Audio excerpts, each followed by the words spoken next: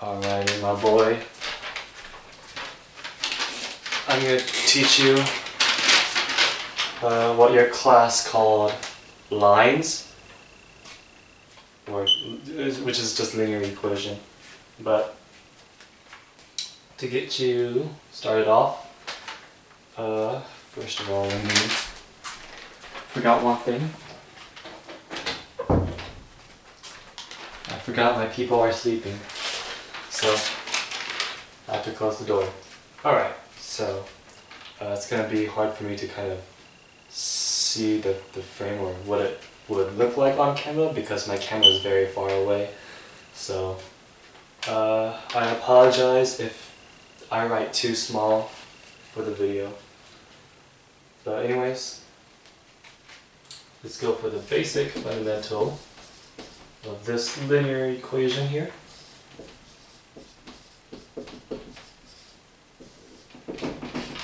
Y equals mx plus b. Now, that's very important to memorize, knowing that this m is the slope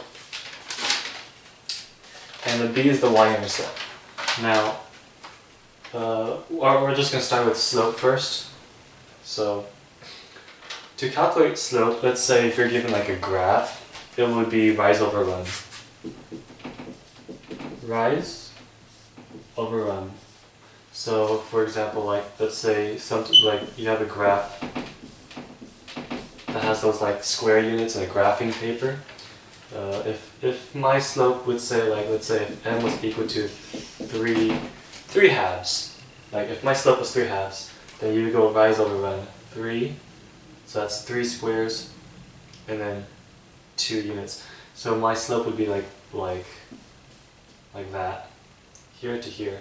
And then you do the same pattern, you know, it just goes a straight line. That's how you would graph the slope, or that's exactly how the slope works. So that's rise over run. Now, if you're given 2 coordinates, if this marker could tolerate with me, let's say for example x1, y1. So you're given 2 coordinates, x2, y2, and let's just assume that x2 is the biggest x value. So like for example,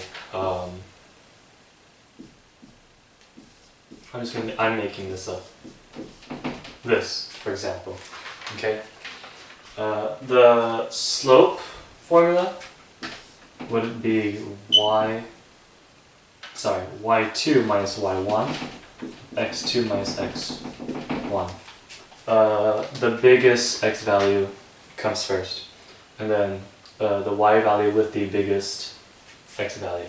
So, for example, if you're given these 2 coordinates here, you would let 5 go first, 5 minus 1, and then 7 minus 3, and then this would be your slope. Calculate your slope. 7 minus 3 is 4 over 4. Oh wow! So this is a 1-to-1 ratio. So this is just, the slope is just 1, which means that the rise over run would be like one square unit up and 1 square unit to the right or left, depending. Well, because it's positive, it would go this. If the slope was negative, it would go downwards. So because this is a positive slope, it will go like up 1 unit and then to the right 1 unit. Okay? So that's how you calculate the 2 coordinates.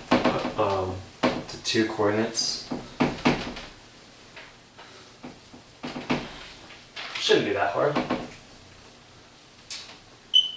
Okay. Now, let's see. Let's do an example. Let's say if I tell you let's find the slope that goes through 2 points, -2, 6, and 3 to negative 2. Okay. And like I said, the biggest x value goes first. So x value here, 3, minus then another x value here is negative 2, and put parentheses. You'll see y. And then whoever this 3 was with was negative 2, minus 6 on the other y value, and that's your slope. Hopefully you remember your pre-algebra adding or minusing negative numbers. Here you have negative 2 minus 6. This is the same thing as negative 2 plus negative 6, which is negative 8. Okay. A negative number plus a negative number is equal to like regular adding but with a negative number. Yeah. And then 3 minus negative 2, they become positive because the negative, when it's together, it just becomes positive. So this is 5. Okay. So now the slope is negative 8 over 5. So this is your slope right here. And that's it. Yeah. Oh my god, this expo marker. Okay.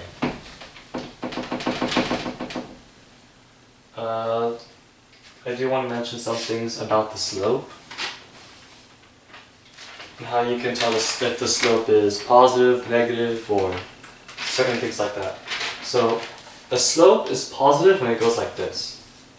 Okay, that's a positive slope because you're going rise over run, and so you have like a positive number divided by a positive number equals a positive slope, which gives you this diagonal way, like that.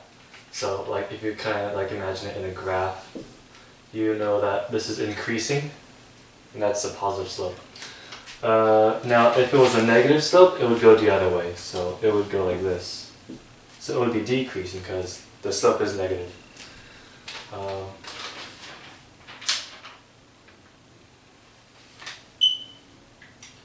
If the slope, let me erase that actually, just for an explanation. If the slope is equal to 0,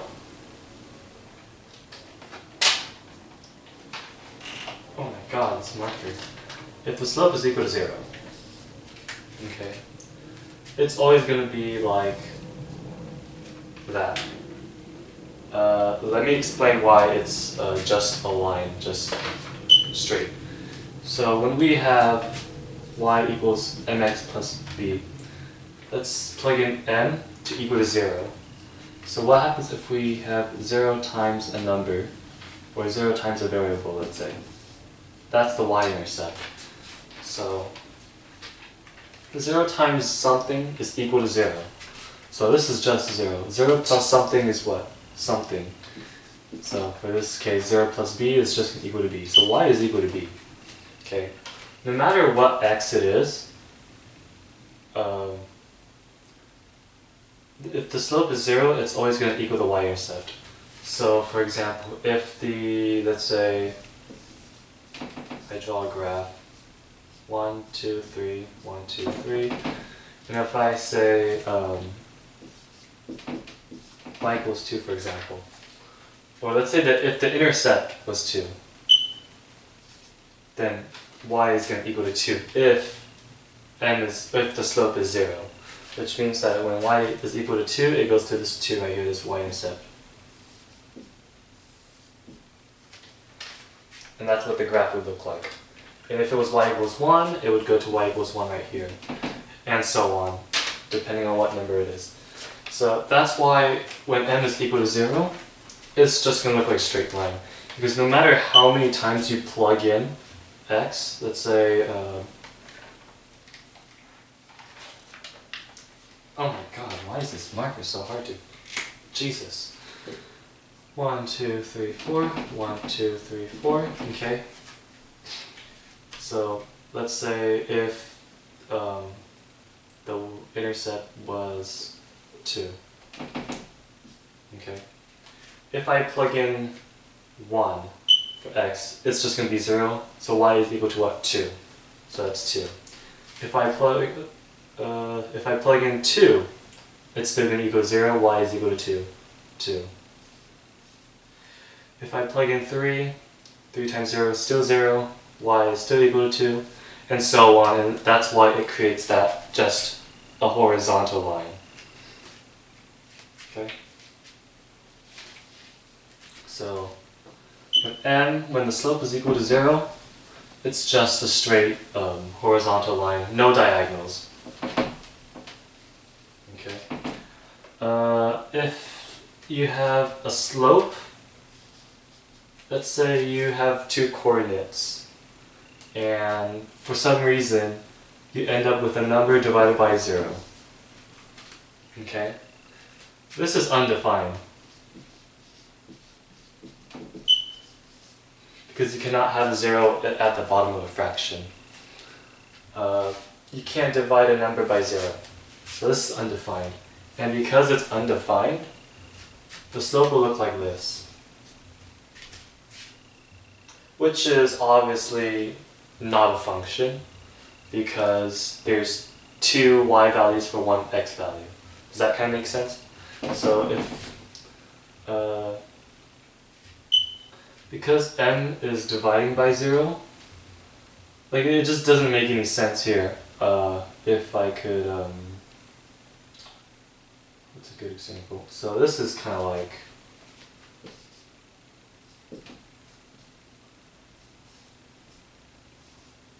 if I separate, no, it wouldn't work right away, but don't ignore that part. But really what it is it's just, it's just x equals. This is not a function. So let's say, for example, this is 0 here. Let's say this is at 3. This is x equal 3. So that's what that function is. Well, it's not a function, but this is x equal 3. This would be y equal -3. And that's only if the slope is 0. And if the slope is undefined, it's just going to become a vertical line. And depending what x is equal to, it'll just be, it'll just stay as like a vertical line. That's it. It's really not that hard to just memorize. It's pretty self-explanatory. Yeah. It's just how the graph works. Okay.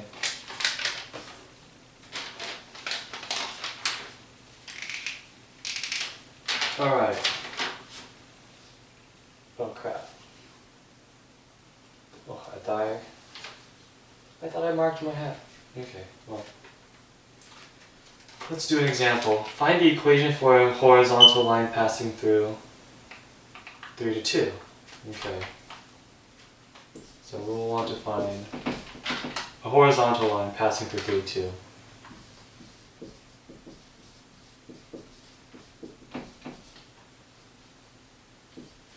Okay. Now, this is pretty easy. A horizontal line, that's what? That's y. So what is the y value for this coordinate? 2. So the answer would just be y equal 2. That's it. Now if I asked you for a vertical line,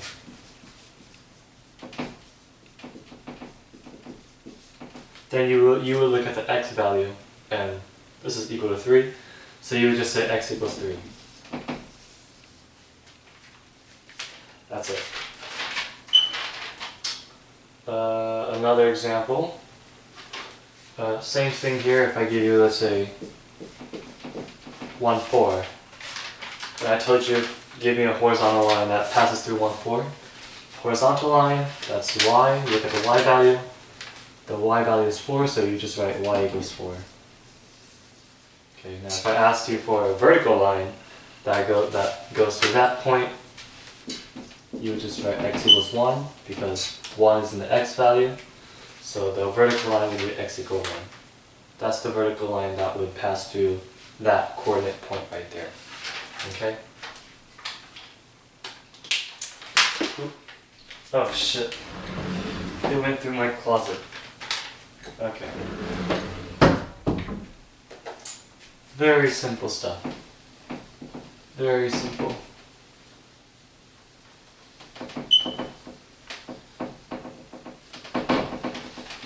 Okay.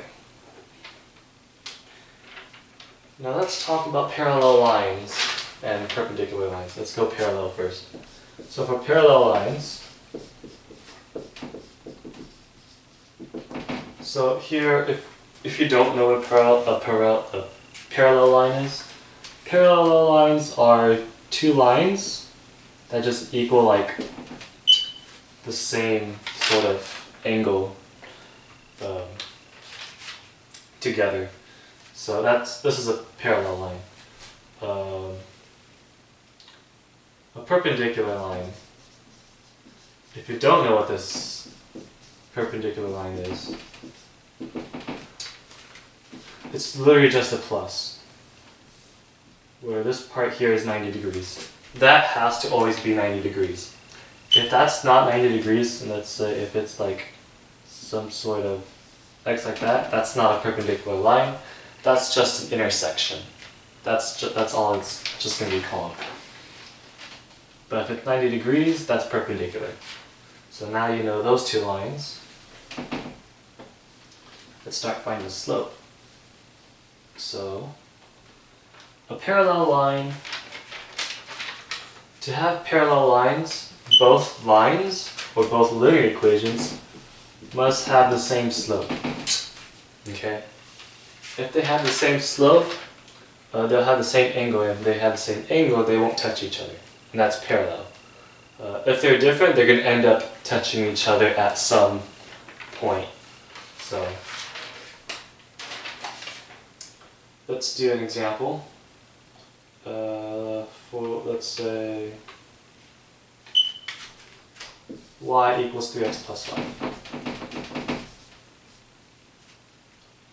Okay? Now, I want to find another line that is parallel to this. So, and you're given with, let's say, I'll give you like 4 options.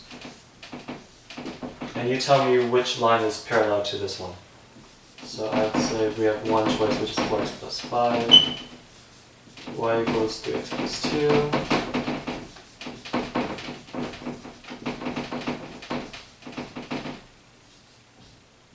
Negative 5. X minus 3. Alright, so now let's say this is your multiple choice here. I think it would be better if I go like this. Close enough. But I asked you to find another line that is parallel to this. To find another line that's parallel to that linear equation, you just have to look at the slope and see which one has the same slope as that. And we can obviously see that this one has the same slope as this one. So B would be parallel to that linear equation. That's how parallel lines work. Okay. Now,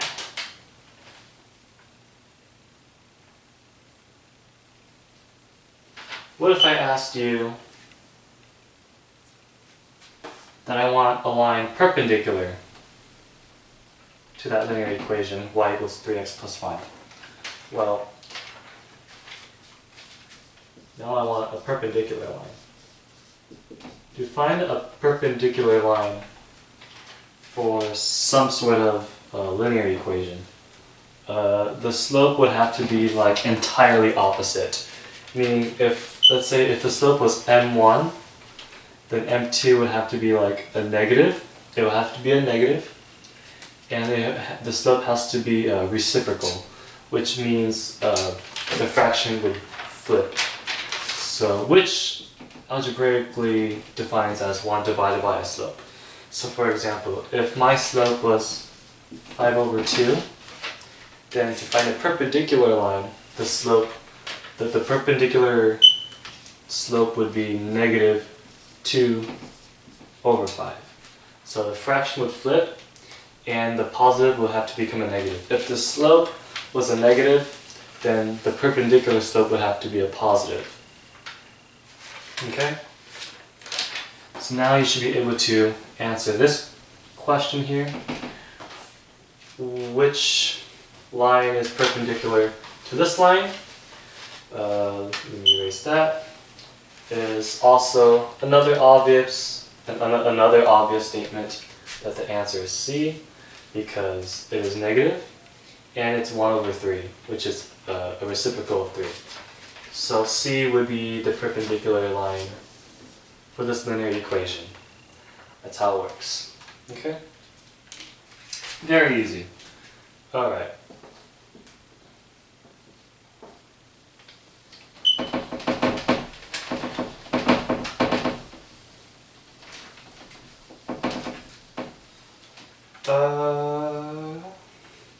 General forms. Okay.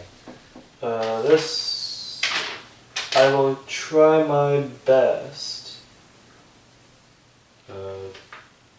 Kind of sort of simplify this, because this will sort of kind of get a little confusing here.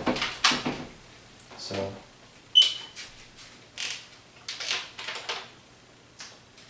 we have two types of linear formation.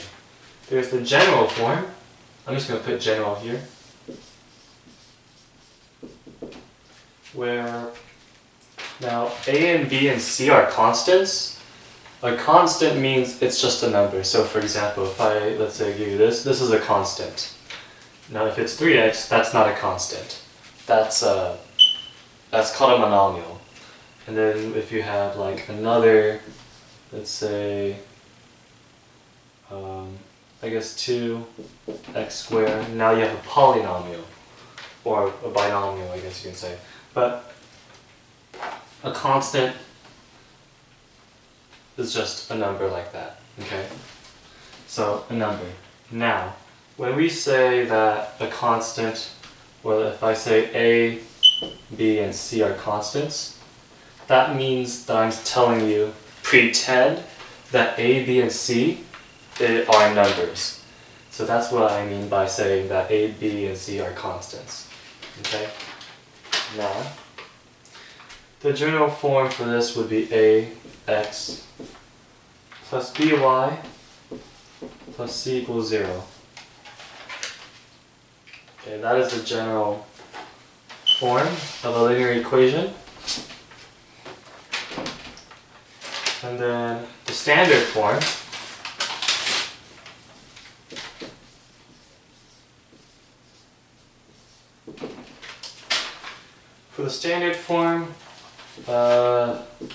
it's almost the same thing except that C is on the other side. So that's the standard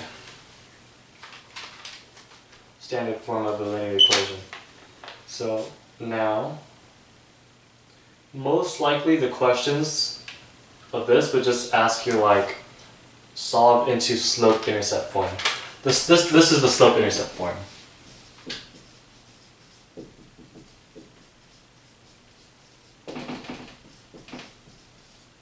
This is called slope-intercept form. And then when it says general form, it's this, and if it says standard form, it's this. Okay. Usually this is A, but in slope-intercept form we like saying that the slope is M instead of A, and that's it. Okay. Now, you know what? I'm just gonna erase the title here, because I still need that equation for you guys as a reference. I think I can erase this too. So we're gonna do an example. Okay.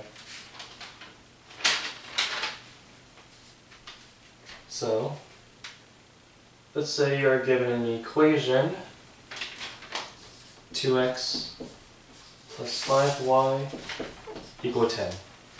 Now I ask you, put this in slope-intercept form, meaning I want you to turn this equation to look like that. So how do we do that? Well, turning this into a slope-intercept form just is exactly like saying put y by itself, like that. So you're solving for y pretty much. So to solve for y, we know that 10 is on the other side. We are going to need this first, because it's addition. We always take the ones without the variable that we want by itself. So because this is just 2x, we could just subtract this to the other side. So if we subtract both sides, I like just writing it like this, because it's just very easy to just subtract to the other side. But I know for those who likes doing it this way, that's fine. I go by fast. So now that we have a monomial of what we want by itself, now this monomial can divide its coefficient to the other side. So now we could divide by 5. So if we divide by 5, this would be negative 2 over 5x plus 2. So like I said, I'm just dividing 5 both sides, and that becomes that. 10 divided by 5 is 2. 2 divided by 5, you just leave it as a fraction. Okay? And that's my answer. That's the slope-intercept form. Let's do another example.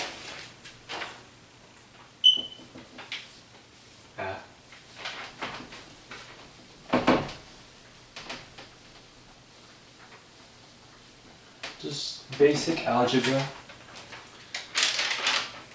Okay, so now I'm going to give you a general form, which is this. So we have negative x plus 3y minus 7 equals 0. Okay. Now, same question. Please turn this into a slope-intercept form. Now, in this case, we have a 0 to the other side. So we want this turn into standard form, which is very easy. You just find a constant, which is a constant. Negative 7, that's a constant. So we always look for a constant and put it to the other side. In this case, to put negative 7 to the other side, we add negative 7. So this would be, I'm just going to write it like this for you guys. So that would just be negative x plus 3y equals 7. Okay? I'm going to erase this because it makes it look like it's together. So let me clean that out. Now it looks clean. Okay. So now that we got negative 7 to the other side, now we find a monomial. Not a monomial, well, because we're looking for y, we're trying to solve y by itself, we're going to also add this to the other side as well. So that we can have a monomial of a variable that we want by itself. So we just add x to the other side. That would make it 3y equals 7 plus x.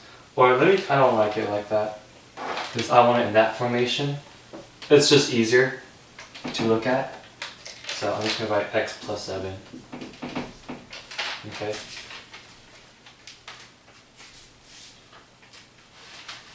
Erase this to make it look cleaner. Okay. Now that we have y as a monomial, we could simply divide by 3 now. So if we divide by 3, y is equal to x divided by 3. You could just write it like this. Or you could write it like this. It doesn't really matter, they're both the same thing. But because I just like it to be in that formation, I just write it like that, so that I know what n is equal to. So 1 over 3x, and then plus 7 divided by 3. Erase this to make it look cleaner. because it's pretty obvious that you just divide by 3 to the other side. And then this would be your answer in slope-intercept form. Alright? Okay. One more example.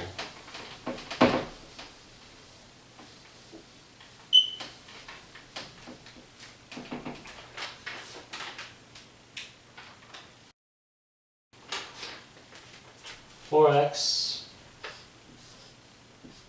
minus y plus 9 equal to 0. Alright, same thing again, we want it in slope-intercept form. So we're going to take the number to the other side.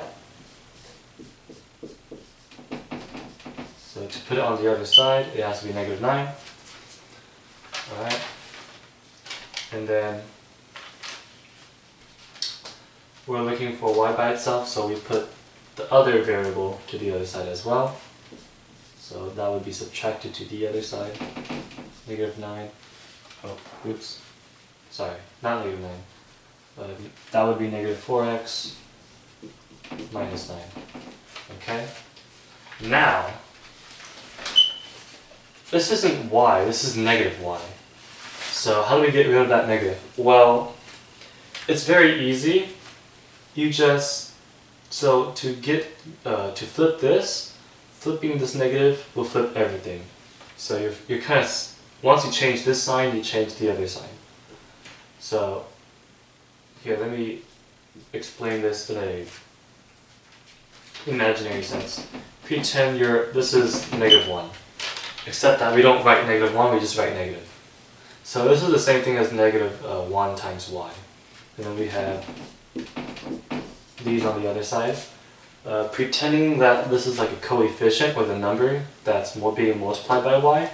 Kind of like how we did when we had 3y equals something and we did like divide by 3 to both sides. That's exactly what you're doing.